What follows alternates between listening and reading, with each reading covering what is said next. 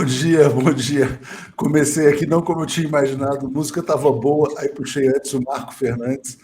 Bom dia, Florestan, bom dia, Marco, tudo bem?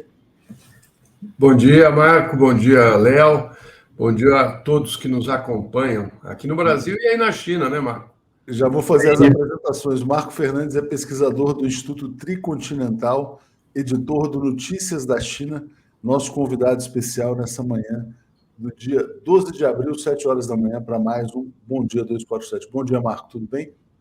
Bom dia, Léo, bom dia, Florestan. Prazer estar aqui e concordo com que há muita gente aí escrevendo antes que adorou a música. Eu também gostei muito da música. É um clima asiático. Peguei na biblioteca aqui de músicas livres aqui. Preparou a mística da conversa.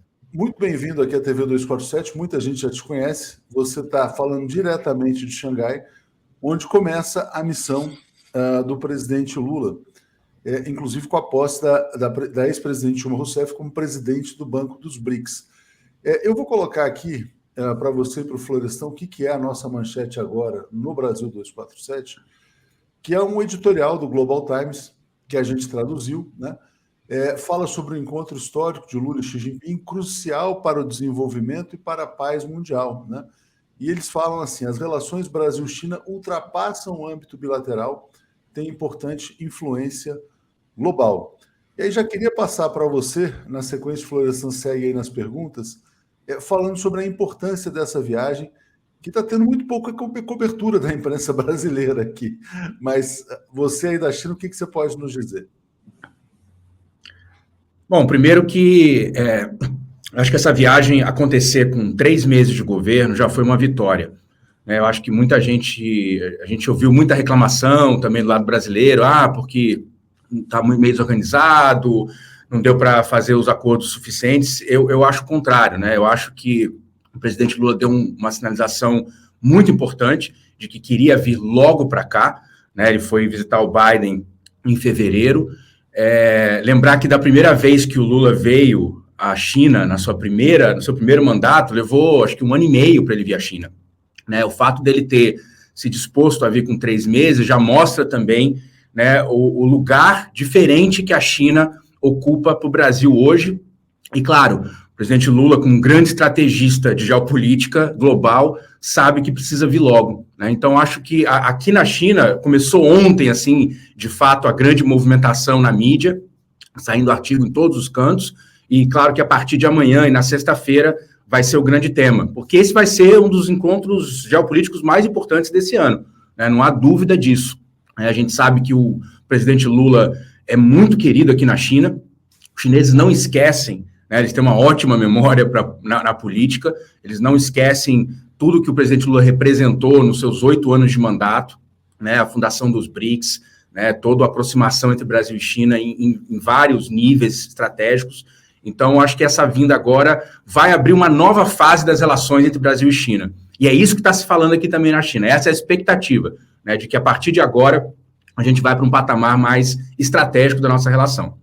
Uma nova fase numa relação que já é muito boa. Florestan, diga lá. Pois ela volta a ser boa, né, Léo? Porque durante o período do Bolsonaro, ela foi bem tensa, bem ruim, né? Inclusive com o presidente e os filhos se manifestando contra a vacina que estava sendo produzida na China e dizendo, inclusive, que a Covid teria sido produzida propositalmente pelos chineses para causar um tumulto no planeta, né? Agora, eu não vamos ficar falando do passado, porque o passado deixou marcas duras para a população brasileira e para o mundo, né?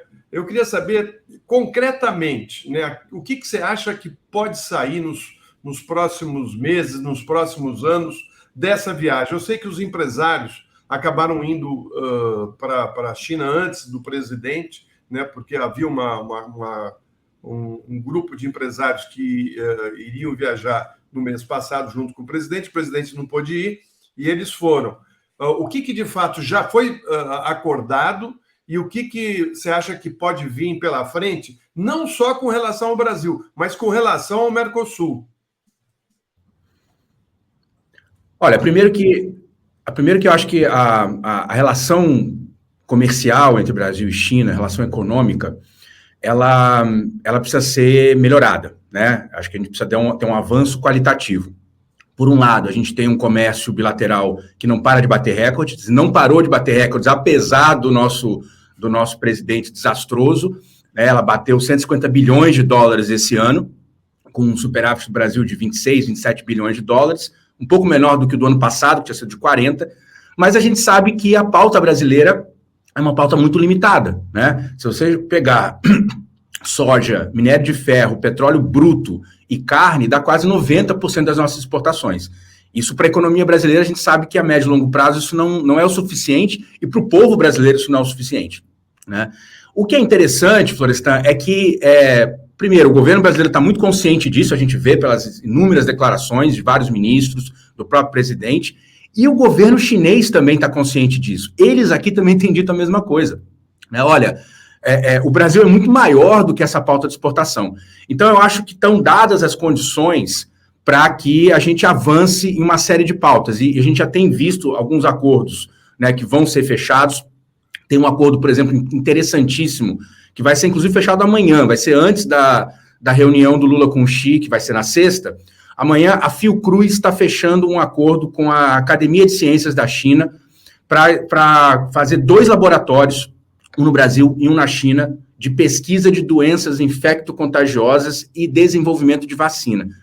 Ora, não quero bancar o pessimista aqui, mas a gente sabe que todos os especialistas da área dizem que é muito provável que haja outras pandemias como a que a gente viveu nos últimos anos. Então, isso vai qualificar, né, muito a Fiocruz, mas também a Fiocruz tem também muito conhecimento para trocar com a academia chinesa, né? A gente sabe do acordo de satélite que vai voltar a funcionar, né? A gente sabe de um acordo muito interessante, esse é um acordo, acho que para o Brasil, absolutamente estratégico, que é um acordo que vai ser fechado.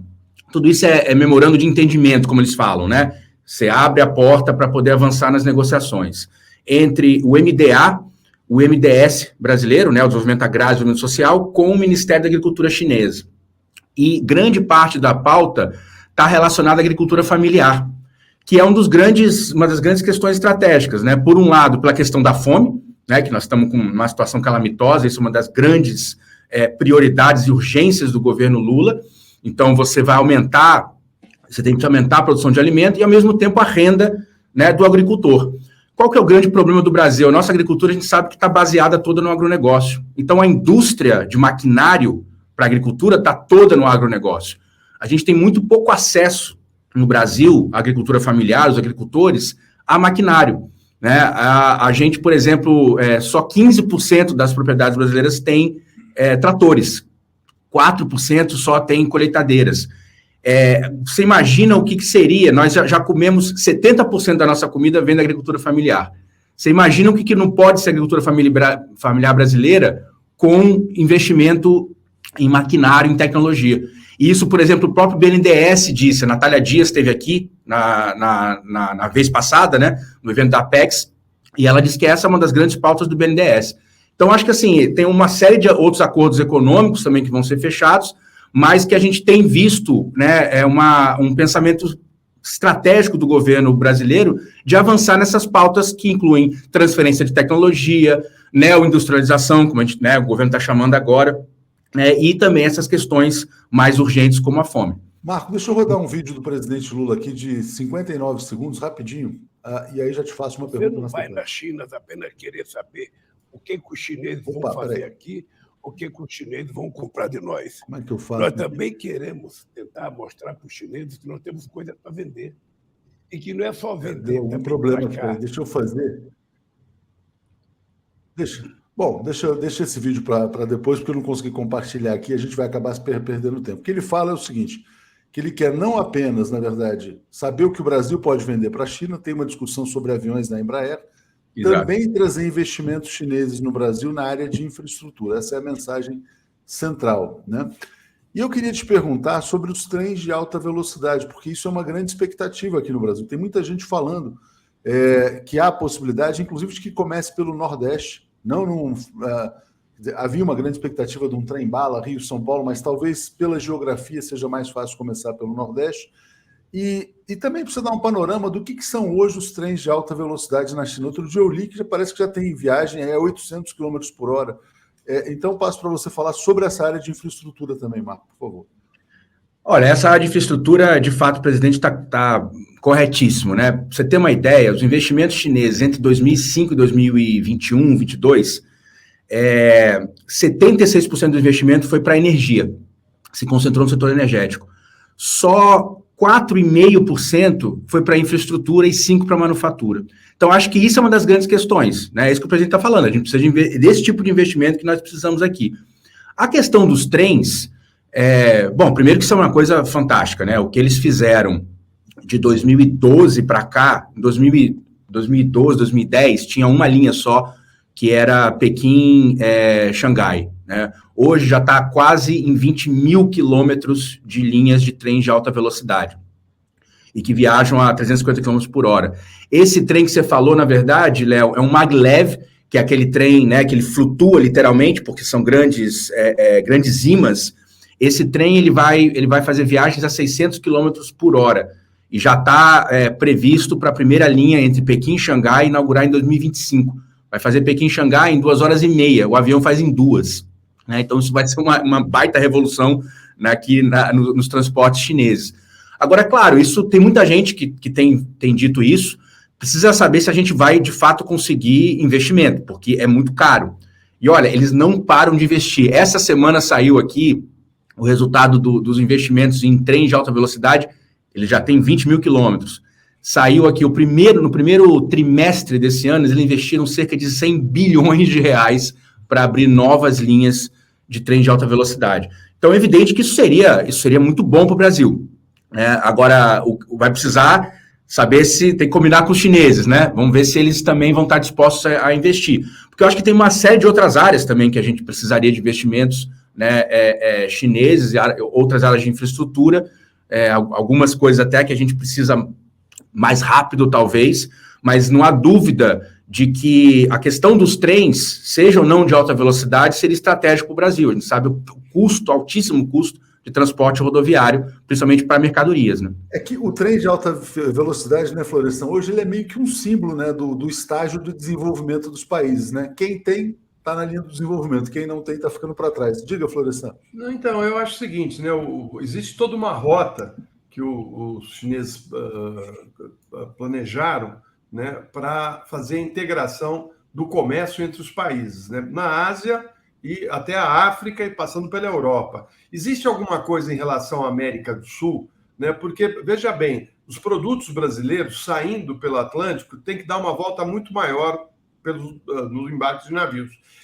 Ligando, por exemplo, o Brasil ao Pacífico, né, existe algum projeto nesse sentido de levar a produção agrícola brasileira para os portos no Pacífico, para chegar mais rápido na Ásia, por exemplo?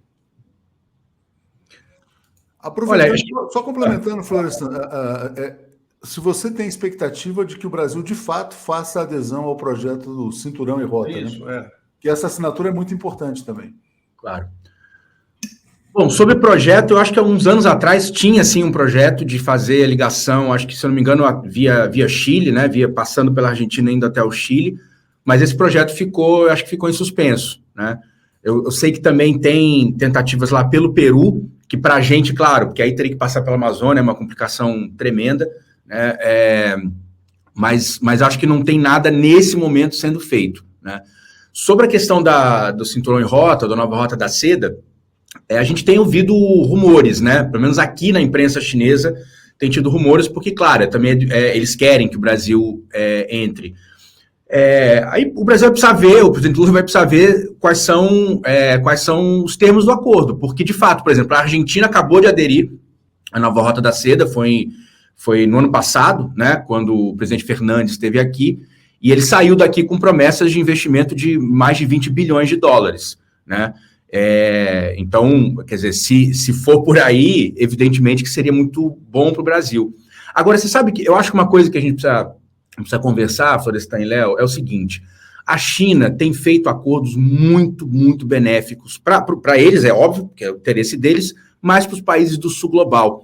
Eu não sei se vocês acompanharam, recentemente teve um acordo que a CATL, que é a gigante de fabricação de baterias de lítio, né, que é absolutamente estratégico, eles têm 37% do mercado global, acabaram de fechar um acordo com a estatal boliviana de lítio, né? Quer dizer, a Bolívia tem 24% das reservas de lítio no mundo, mas não tem ainda capital suficiente para poder industrializar o lítio na Bolívia.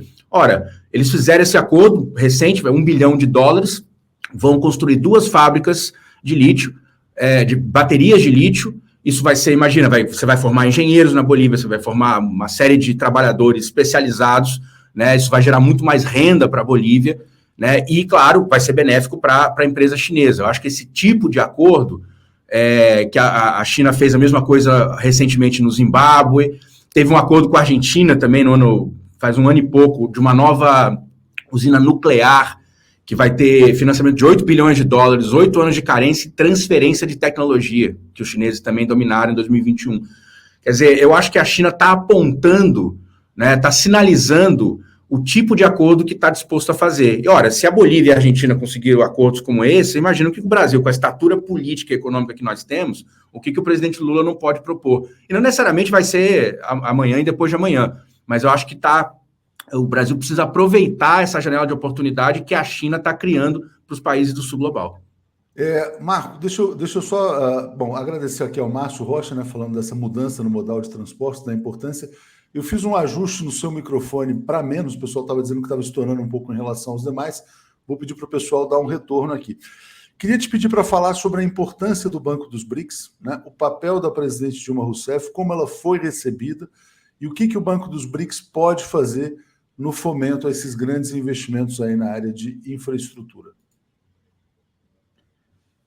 Bom, foi uma excelente notícia, né, Léo? O fato do presidente Lula nomear agora de novo a presidenta Dilma para o Banco dos BRICS, primeiro, que isso é tudo que estava faltando, né? O Banco dos BRICS careceu de uma liderança forte, nunca houve, né, uma liderança forte no Banco dos BRICS desde que foi fundado em 2015. Aliás, fundado durante a presidência da presidenta Dilma Rousseff em 2015, né? Ela, inclusive, foi assinado em Fortaleza o acordo, né?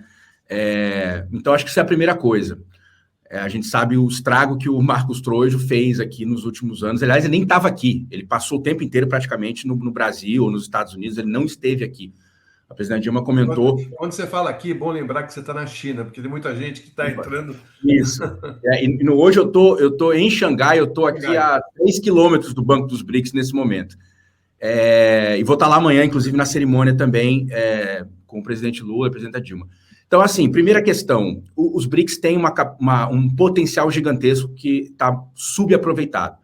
Primeiro, do ponto de vista de financiamento, né? Quer dizer, o Banco dos BRICS hoje aprovou pouco menos de $33 bilhões até hoje de projetos, ainda não está tudo implementado, são só aprovados. Então, é evidente que o banco precisa, né? Um banco com 5 países que nós temos, tem muito mais capacidade de captar recursos do que isso. Isso é a primeira coisa. A segunda questão, aí a gente entra na questão estratégica, né, do grande tema do momento, que é a desdolarização, né, a criação de alternativas ao dólar. O Banco dos BRICS, por exemplo, desse dinheiro todo que foi aprovado, 20 bilhões foram em dólares, né, 3 bilhões em euros, só 5 bilhões, equivalente a 5 bilhões de dólares em renminbi, que é a moeda chinesa, e quase nada em real, quase nada em rand, quase nada em rublo. Então, isso é uma das primeiras questões. A presidenta Dilma já se manifestou sobre isso, que eles vão começar a mudar esse panorama. É preciso captar recursos nos países, emitir títulos, né, nos países. E a segunda questão fundamental, gente, que isso pouco está sendo discutido, a gente precisa, acho que, levantar mais essa bola, é o fundo que o BRICS tem, o Acordo de Reserva Contingente. É um fundo de $100 bilhões, que quando foi criado, aliás, a engenharia financeira dele foi feita pelo Paulo Nogueira Batista e sua equipe, na época estava na FMI, esse fundo, ele tem um potencial da gente não precisar mais ir no FMI. Quer dizer, o que acontece historicamente, a gente sabe, um país entra em crise, né, de reserva internacional, vai na FMI, pede, pelo amor de Deus, me dá $3 bilhões, $5 bilhões, o FMI vem com pacote de maldades, né, vem com austeridade, privatizações, corte de orçamento social, e a gente fica com a economia e com o país devastado, né? Esse fundo, ele se propôs a isso, mas ele ainda não foi usado. E o grande problema desse fundo qual que é? Os 5 países dos BRICS não tem problema de reserva, tá todo mundo tranquilo com isso. O que a gente precisava todos acumularam muito, né? Exatamente, o que precisava era abrir. Quem está lascado? A Argentina está lascada. Nesse momento, Bangladesh, Gana, Paquistão, Sri Lanka, está todo mundo ajoelhado diante do FMI. Ora, imagina se a gente abre esse fundo para que esses países, em vez de ir lá no FMI, liga aqui para a presidenta Dilma e fala assim, vamos discutir 2 bilhões de dólares para a gente não morrer de fome? Vamos! E depois a gente vê como é que vocês pagam, com outras condições. Quer dizer, isso seria um grande trunfo do Banco dos BRICS, do ponto de vista político. Você imagina que seria um golaço do ponto de vista geopolítico a gente falar assim, banana para o FMI, não precisamos mais de vocês. Só que isso está parado, né? Então, acho que tem uma esperança muito grande de que a presidenta Dilma, e ela está consciente também disso, de que isso possa avançar nos próximos anos, e os chineses estão muito felizes, viu? Quando houve a nomeação aqui, eles davam graças a Deus, porque ninguém aguentava mais o trojo, inclusive nem aqui ele estava. Né? E pouca gente estudou tanto a China como a Dilma. Diga, Florestan.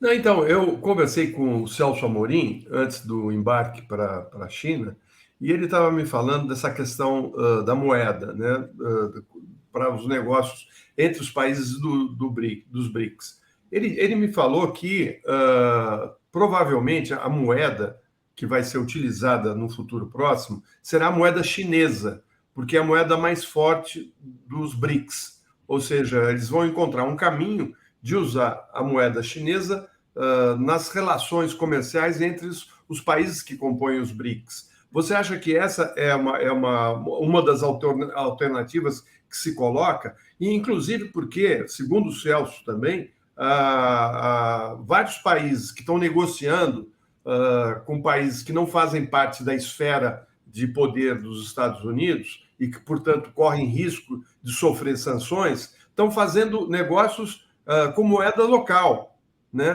para evitar que os americanos venham e travem o dinheiro que foi acordado. Como é que isso está sendo colocado aí nesse encontro do Lula com Xi? Marco, antes de você responder, só queria agradecer aqui ao Felipe, que ele traz uma informação importante, né? A ponte bioceânica na fronteira Brasil e Paraguai, última etapa da rodovia que permitirá a conexão de Santos com Antofagasta, no Chile. Diga, Marco. Ótimo. Excelente notícia, Felipe, eu não sabia. Obrigado pela informação. Então, primeiro é o seguinte, né? Se tem uma coisa que a China está colocando energia agora, nessa questão da criação de alternativas ao dólar, né? A China já... Primeiro teve esse acordo, né, que foi, na verdade, ele foi anunciado já faz 1 mês e meio, 2 meses, mas aí acho que ninguém estava prestando atenção quando foi aquela semana aqui, né, que o Lula era para estar, aí foi falado isso no seminário da Apex, aí virou uma grande notícia mundial. Então, acho que é o primeiro sinal, né, também sinalizando essa afinação estratégica entre Brasil e China, né, vai ser possível agora fazer comércio e ter investimentos sem uso do dólar. A China já fez isso com 25 países e regiões, né? Então, eles já estão construindo isso, não é de agora.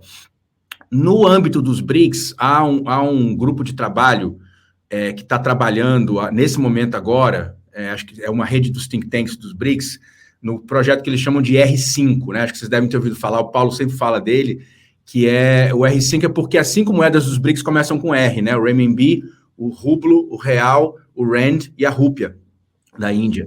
Então, eles estão construindo uma engenharia, a gente não sabe ainda, enfim, não tem muito acesso a como é que está o estudo. Espera-se que na próxima reunião em agosto, em Durban, né, que vai ser a grande cúpula dos BRICS, a mais importante da história, eu acho, vai ser essa cúpula de agosto. Espera-se que haja alguma notícia disso. A ideia não seria só usar o yuan, seria fazer uma cesta das moedas e também baseada numa cesta de commodities, né, de ouro e outras commodities, porque seria uma forma de você encontrar aí digamos, índice, né, que mais ou menos tivesse um equilíbrio, né.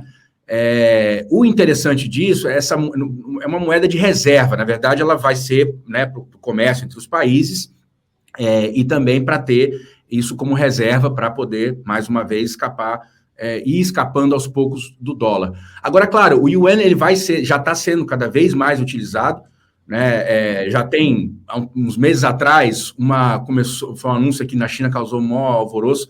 Uma das grandes companhias de cimento da Índia começou a comprar carvão russo e pagar em yuan, né? Então, isso está acontecendo o tempo inteiro, quase todo dia a gente tem notícia de um acordo novo. Agora, o yuan tem limitações também, ele não vai ser uma moeda para substituir o dólar. Primeiro porque o yuan, você sabe, a China não abriu a conta de capitais. Aliás, ainda bem, graças a Deus, por isso que a China é a China, porque ela tem uma restrição de circulação do yuan internacionalmente. Então, é claro que ela não tem como substituir o dólar. E nem é isso que os chineses querem, né? Claro que ela vai ser mais utilizada, ela tende pela pujança econômica da China, mas os chineses também não acham que eles têm que ser o novo dólar, né? Eu acho que os chineses também apostam na multipolaridade monetária e que os acordos vão sendo fechados entre países, né, em moedas locais. Então, acho que isso também vai ser um dos temas, imagino, da conversa amanhã, mas certamente a próxima reunião dos BRICS em agosto, isso vai ser uma das questões quentes, né? Marco, como sempre, brilhante aqui. Agora eu vou entrar no tema polêmico dessa viagem. Tem editoriais na imprensa brasileira dizendo o seguinte, Marco, olha, o presidente Lula não pode tocar nesse tema, e ele vai tocar, que é o tema da paz, né? Lula coloca paz na Ucrânia na sua agenda na China. Fala-se no Clube da Paz. Aliás, eu estou me atrapalhando aqui com os compartilhamentos. Como é que você vê essa discussão sobre Ucrânia, Brasil e China, Clube da Paz, e se o Brasil deve ou não entrar nessa discussão? Olha, acho que o presidente Lula já entrou, né, já faz algumas semanas ou meses, né, desde que ele anunciou essa intenção de ajudar a construir um grupo de países que não estão envolvidos diretamente para uma solução pacífica. A gente sabe que, evidentemente, o Brasil não tem peso, né, geopolítico da estatura da China, então, evidentemente, que isso vai ter que ser liderado, né, pela China. A gente viu que a China foi capaz de fazer recentemente com um acordo entre Irã e Arábia Saudita, que, aliás, já está detonando outros acordos, né? Já estão A guerra do Iêmen está acabando. Exatamente, a guerrilha do Iêmen já está discutindo com o governo da Saudita, Síria e Egito voltaram a conversar, quer dizer, tem uma série de movimentações acontecendo no mundo árabe.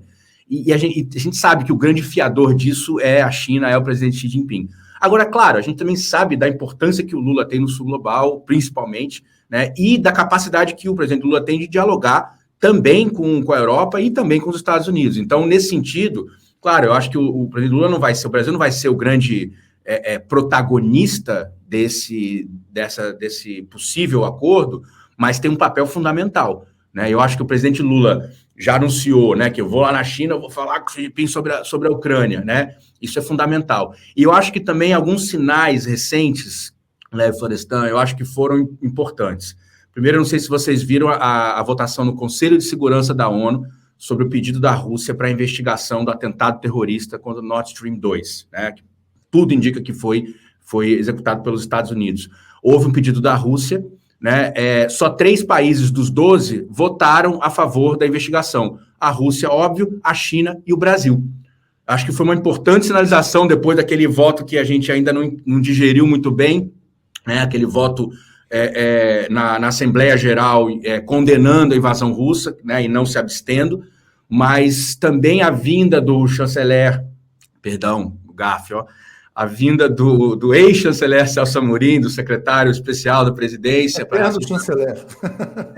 Porque, né, cá entre nós, né, a gente sabe do peso que ele tem. E não é à toa que ele foi. Acho que o fato do Putin recebê-lo, eu acho que também foi um ótimo sinal. Eu acho que talvez os russos já tenham digerido um pouquinho, né, aquele voto da Assembleia Geral da ONU. Então, eu acho que é isso. O Brasil está, nessas últimas semanas, acho que o Brasil voltou para o jogo, né? Eu vi tudo que aí no 247, no outros canais, né, muita gente reclamando sobre aquele voto, mas eu acho que o Brasil voltou para a mesa nessas últimas 2 semanas. E acho que também vamos esperar o que vai ser anunciado entre o presidente Lula e o presidente Xi Jinping na sexta-feira, mas imagino que esse tema dali vai sair alguma coisa importante para a gente conseguir avançar nas negociações. Florestan, infelizmente o nosso tempo está estourando aqui. Vou te passar para fazer uma última colocação para o Marco e já fazer o convite para o Marco voltar aqui, talvez logo depois dessa viagem do presidente, para a gente fazer um balanço. Diga, Florestan. Eu acho que, né, Marco, que o presidente Lula não podia tomar outra atitude que não comentar os temas importantes do planeta, porque nós somos uma grande nação, então nós vamos nos omitir de falar porque os Estados Unidos não querem que a gente tenha esse papel no planeta. É absurdo isso. Agora, tem a questão de Taiwan, que os americanos já estão insinuando que vão enviar armas, né, para Taiwan, tentando interferir num processo que é interno da China, né? E o Celso Amorim mesmo me disse, falou assim, olha, desde a época do Geisel, da ditadura militar, o próprio Geisel disse, para o Brasil não existem duas Chinas, existe uma China, né? Qual a posição que você acha que os chineses vão ter em relação a essa ação dos americanos e qual o papel que o Brasil joga também nesse sentido?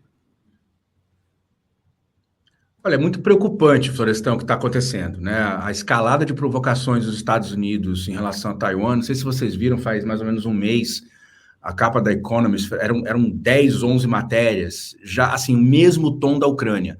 Precisamos apoiar Taiwan, precisamos fazer tudo que for preciso, precisamos estar com eles e tal. Então, assim, nitidamente, eles estão preparando o terreno. Agora, cá entre nós, aí tem um pouquinho da falta de teste de realidade, né, da liderança estadunidense. Porque, assim, primeiro que eles mal estão aguentando prover agora a Ucrânia com as armas. Não sei se vocês viram, recentemente o próprio Washington Post publicou um artigo enorme mostrando como, assim, tem um colapso da indústria armamentista dos Estados Unidos, porque eles não têm capacidade industrial para dar conta de uma guerra como a que está acontecendo na Ucrânia. Basicamente é isso. Segundo que, assim, ganhar uma guerra da China no mar do sul da China, os próprios analistas do Pentágono já disseram, gente, isso é impossível, vocês param de viajar. Mas claro que a gente sabe que isso é usado como moeda política, né? Vai um deputado, essa semana, um deputado republicano deu entrevista na CNN dizendo, não, se precisar, a gente aprova a guerra no Congresso. Então eles estão usando isso, as eleições estão chegando, quer dizer, isso vai ser uma falação também de campanha, né? Agora é isso, a posição brasileira não precisa nem voltar a discutir, já está resolvida lá atrás, nos anos 70. Agora, talvez o Brasil, não sei se o Brasil vai ter um papel nisso, acho que aí vai ser a briga, né? Vai ser a briga deles lá, e a China aqui não tem nenhuma dúvida, viu? Se os Estados Unidos tentar qualquer coisa, eles não vão ficar calados, não. A coisa vai ficar quente. E é ruim para a humanidade. É mais um risco que a gente vai correr de uma escalada de guerra a nível mundial. Marco, queremos te agradecer bastante por essa entrevista, muito rica, muita informação, muita segurança da sua parte aqui, todo mundo destacando. Nosso tempo se esgotou, mas a gente vai te chamar outras vezes aqui para a gente voltar a falar sobre essa viagem. Obrigado mais uma vez. Maravilha. Obrigado pelo convite, Léo. Grande honra, Florestan e Léo. Até a próxima. Até a próxima.